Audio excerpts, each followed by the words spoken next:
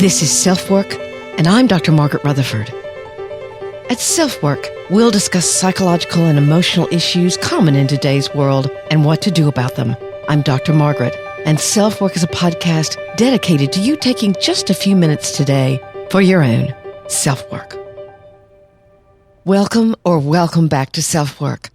I'm Dr. Margaret Rutherford. I'm a clinical psychologist, and I've been practicing in Fayetteville, Arkansas since 1993, so you can count up the years yourself.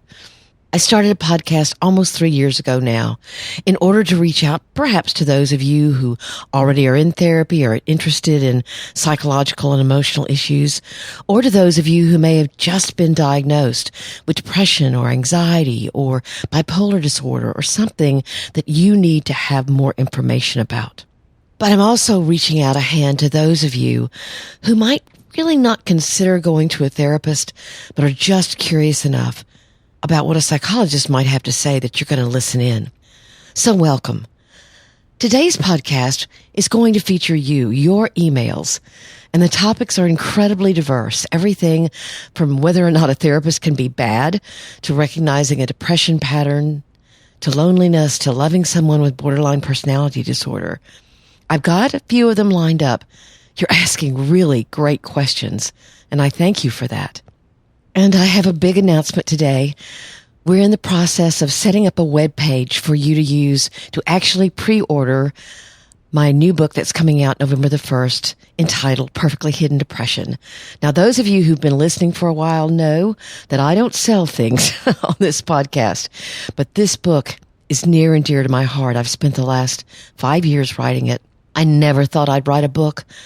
I never even really wanted to write a book, but this book came to me, is what I feel like.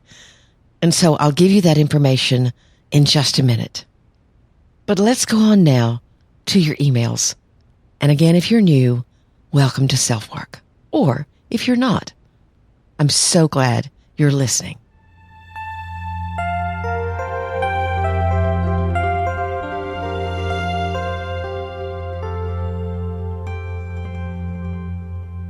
The first question we're going to be talking about is whether or not a therapist cannot be very good at what they're doing. And of course, the answer is yes, but it's an interesting situation. She says, "Hi, Dr. Rutherford. First, I wanted to thank you for putting out your podcast and starting a Facebook group." I'll give you that information later, by the way.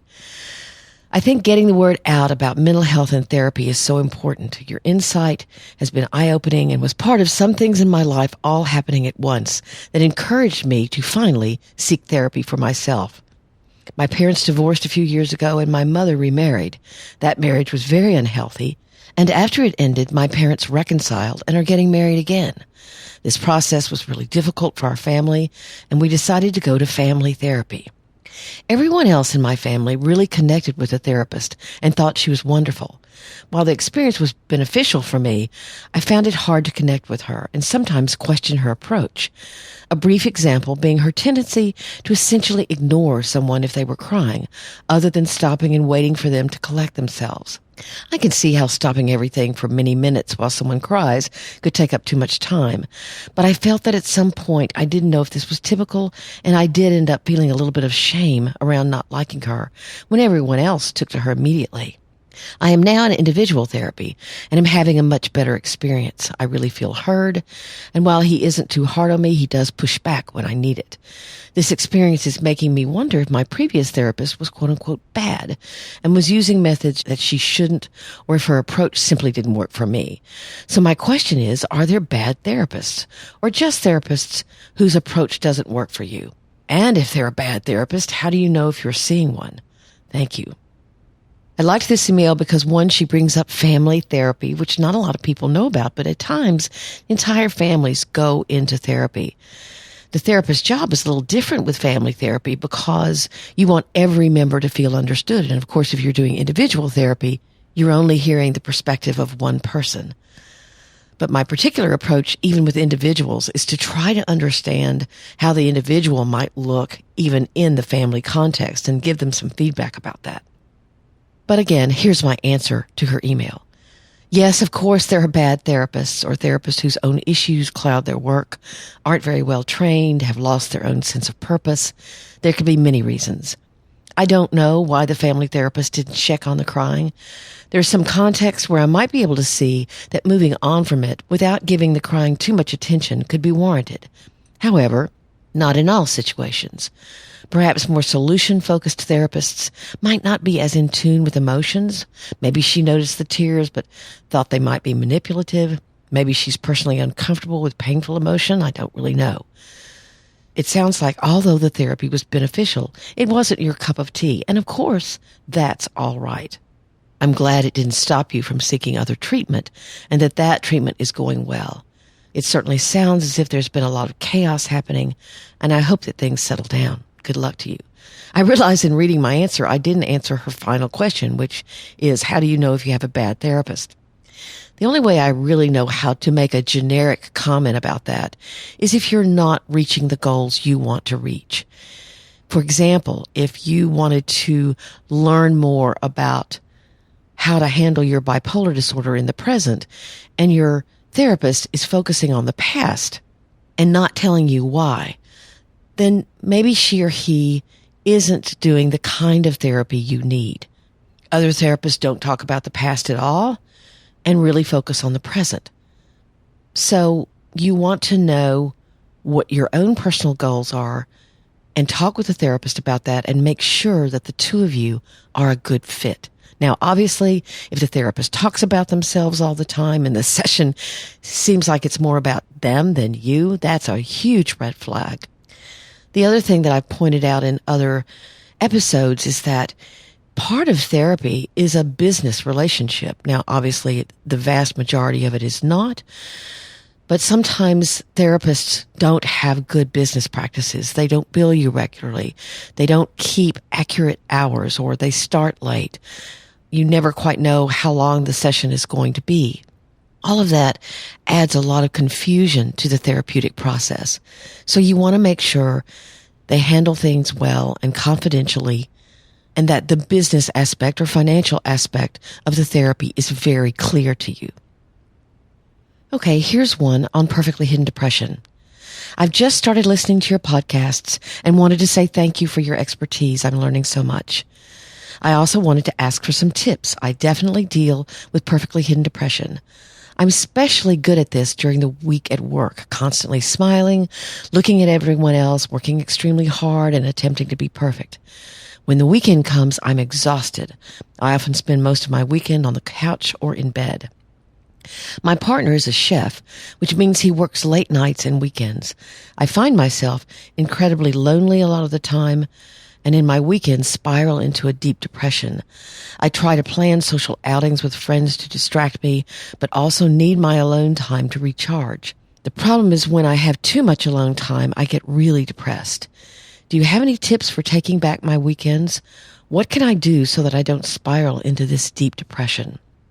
So my answer, a depression that comes on when you're not distracted by work or outings could be so many things. A lack of depth in the relationships you do have, something wrong with your primary relationship, unresolved or untouched issues from your past that come to the surface if you're alone. I would suggest finding a therapist there to talk things through with. That's not normal that you want to spend all that time in bed. A little mental health break is one thing. A need to escape is something else. As I read my answer, I realize there's still something I didn't say to her, so I'm glad I'm answering it like this. There's a distinction between what's called high-functioning depression, where you're very aware that you're sort of putting out this perfectionistic persona and you smile all the time, but that you also are aware that you're depressed. It's called smiling depression, high-functioning depression. And I do think that people who experience this or identify with this will also identify with perfectly hidden depression. I believe there are people with perfectly hidden depression, however, that are totally unconscious of dips they may have into depression, or that depression could even possibly exist. So I might suggest to this listener that she has more of a high-functioning depression or smiling depression, and that there are some things wrong that she needs to look at. Again, I understand completely why she has identified with perfectly hidden depression, and there may be aspects of that that truly describe her. I just want to point out the difference between the levels of awareness. And I obviously am encouraging her to dig a little deeper into what could be wrong on the weekends, or actually what could be wrong that's underneath both her persona of happiness and her depression.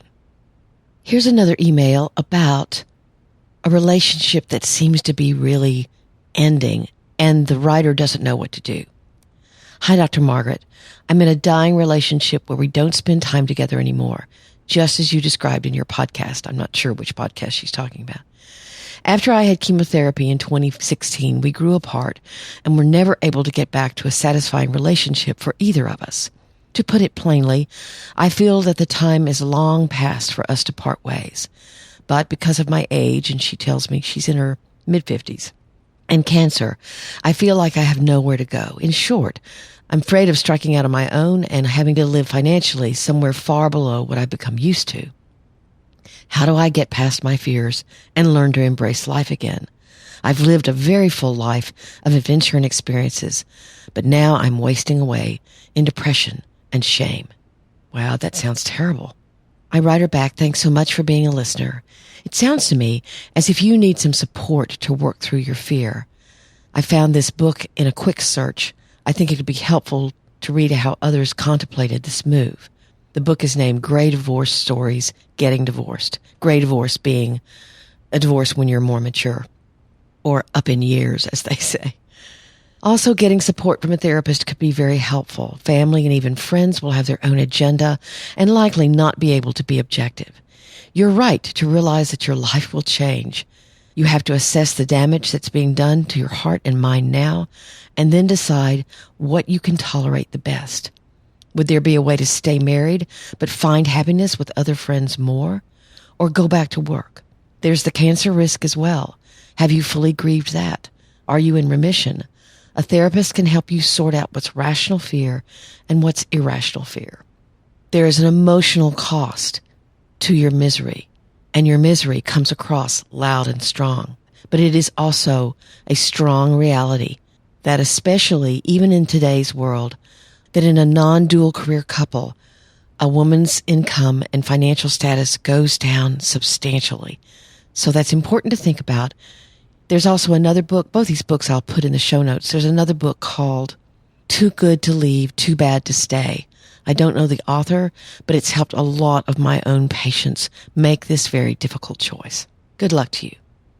I do want to say something in the middle of this podcast about my announcement. Where you can look for pre-sales for my book is perfectlyhiddendepression.com. It will take you to a web page with all of the links where you can order the book. Now, why is this important? Pre-sales are important because it gives the publishing company a heads up about how many books they actually need to print. Right now, I think we're set to print 6,000. But I, of course, as the author, want this book to get in the hands of as many people who need to read it as possible. And so I'm announcing pre-sales in order to help you do that. You can buy it on Amazon. You can buy it on Indie Books. You can buy it at Barnes & Noble.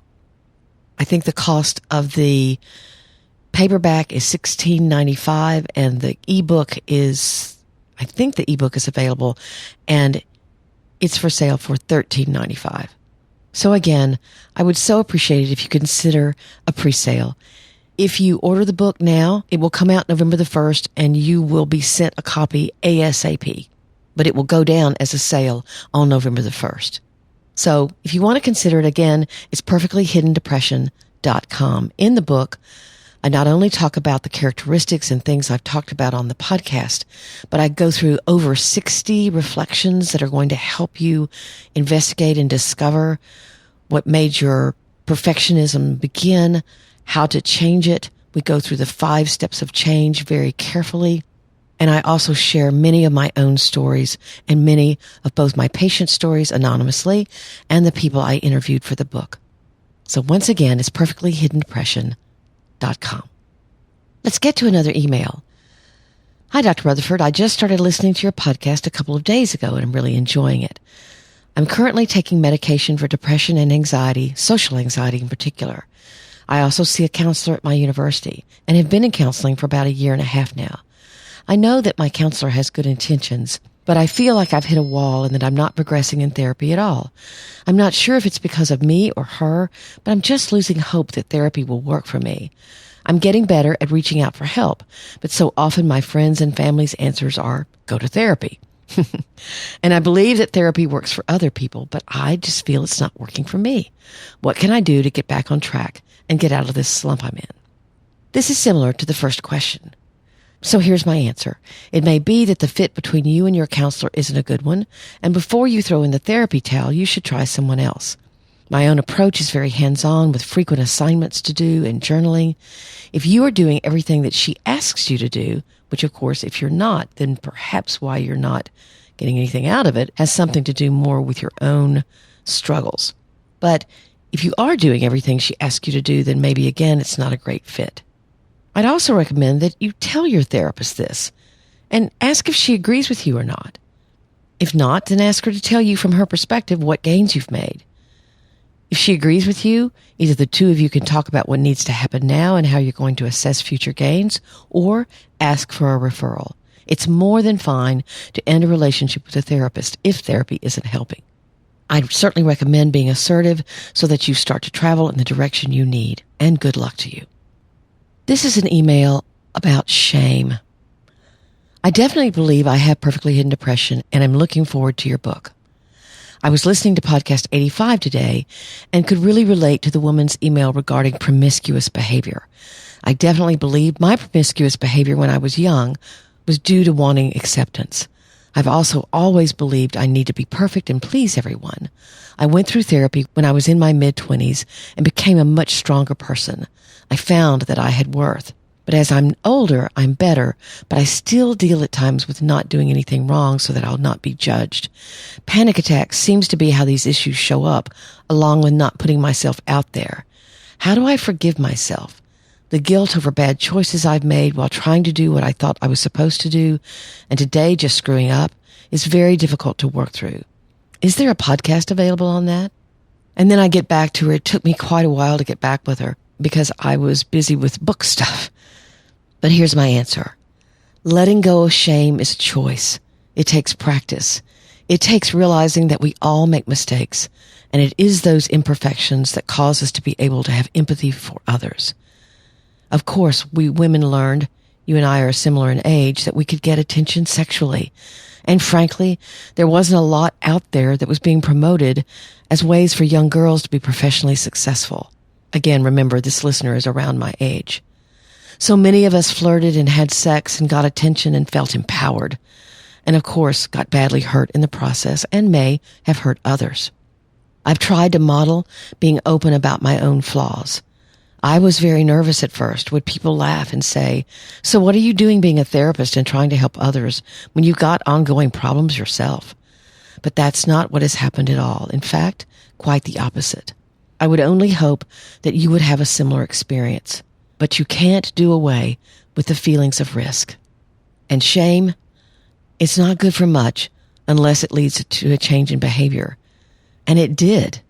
When you worked through in therapy what you needed to work through many years ago, you let go of a lot of it.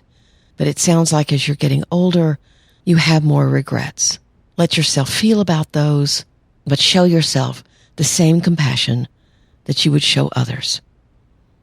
And here's our last email, and it's about trauma. Hi, Dr. Margaret. I've just discovered your podcast, and it's a highlight for me. I've learned a lot already and enjoy your personable and warm manner. Thank you so much. And she thanks me for the invitation to email me. I feel in some ways I'm in the too hard basket for many and would really appreciate your advice. I'm in a very difficult point in my life, and I'm really not sure what to do.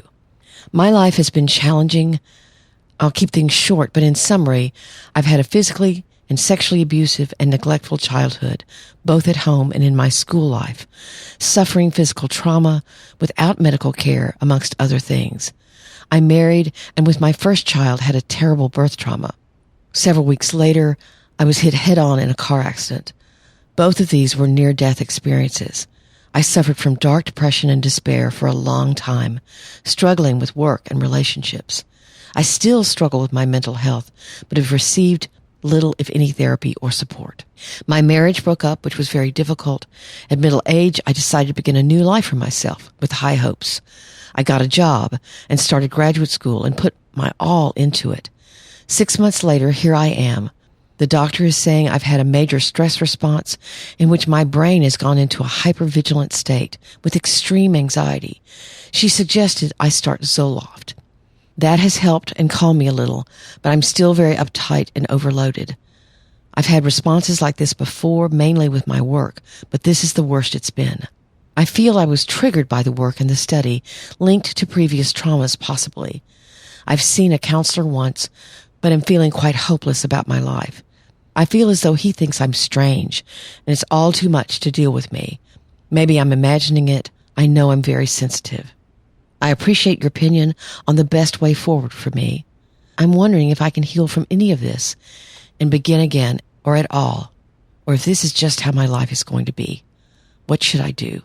Gosh, what a poignant email. In fact, this listener's story sounds a lot like the story of the author of Educated.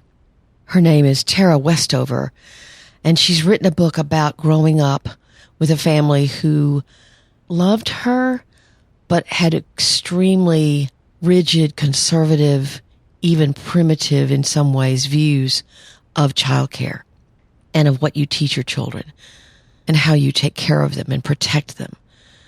Her father actually had mental illness, severe mental illness. Her mother was involved in holistic healing using herbs and potions and things like that. But I would strongly suggest to any of you who've had a very traumatic background that you get the book Educated, and I will include it in the show notes. But here's my email. I'm so delighted that the podcast is helpful to you. Yes, it definitely sounds like to me as if the trauma you've experienced when you get under enough stress is getting triggered. I'm so sorry this has happened to you and hope that you take the time to try to do some healing. If you don't feel that your therapist is tuned into you, or if you didn't feel like they understood you, then by all means, look for another therapist. It's vital that you feel safe and comfortable with them. I'd suggest with your history of trauma that you look for someone who can do eye movement desensitization and reprocessing therapy, or EMDR, as it is a very effective and, by the way, very time-friendly means of healing from trauma. However, if you cannot find anyone, then at the least find someone with experience with trauma who's comfortable with guiding you through what you need to process. Believe it or not, I have known therapists who simply are not comfortable dealing with trauma. It may trigger them, or they just simply don't know how to be there on that deeper emotional level. Doesn't make them bad therapists, but if they're trying to deal with someone with trauma, then they are ineffective. Medication can help, but it cannot do what needs to be done, and that is for you to connect with those emotions that you've tried to suppress safely and compassionately. There are all kinds of books now on trauma. The Body Keeps the Score, Educated. So many people discount the trauma that they had. There's something you should know about called big T and little t. Big trauma are things like near deaths and accidents and being bullied and being raped and all these things that can happen to people that are incredibly traumatic. And then there are little t traumas that mean more some of the chronic or quote unquote smaller things that happened to you, but that were very difficult and made your life more difficult. Things like learning disabilities or having a mentally ill parent. If the mental illness is severe enough, that could be a big T as well. But those things make an impact on your physical functioning and on your emotional functioning. We might like to try to pretend that they don't, or we just simply don't realize that they make an impact and they can be triggered.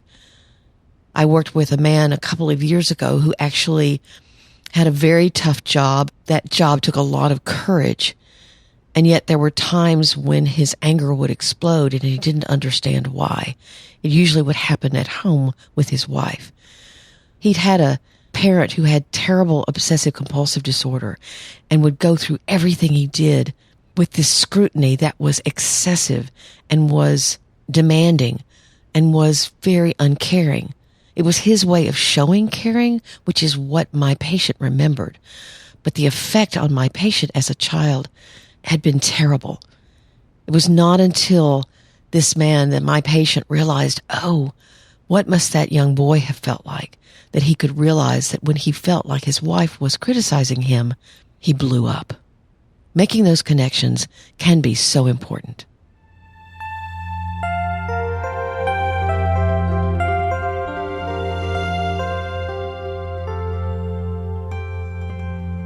Thank you for continuing to send me emails at askdrmargaret@drmargaretrutherford.com. I will answer them and they will remain confidential. I will use them on the air, but I change all the facts and figures. Of course, if you do not want it to be read, then simply tell me so and it won't be.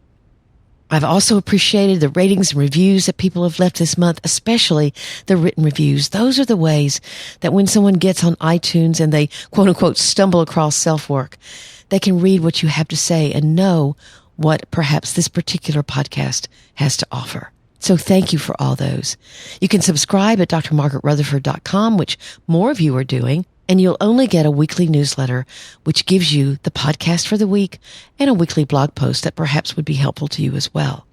I'm on Instagram at drmargaretrutherford.com, and I'm doing a fun series called What I've Learned as a Therapist. And then I have started a Facebook group at facebook.com/groups/selfwork. We're up to about 850 members. It's a very diverse group. I'd love to have you there. So thanks for being here today. Take very good care. This is Dr. Margaret, and you've been listening to SelfWork.